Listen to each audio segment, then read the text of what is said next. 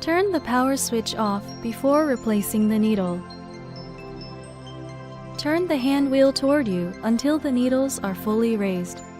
Use the needle inserter.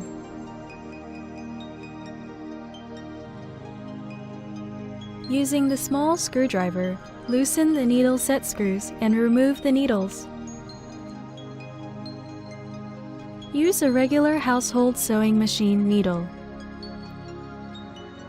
Place the new needle, flat side toward the back, into the hole of the needle inserter and insert the needle as far as possible into the needle clamp.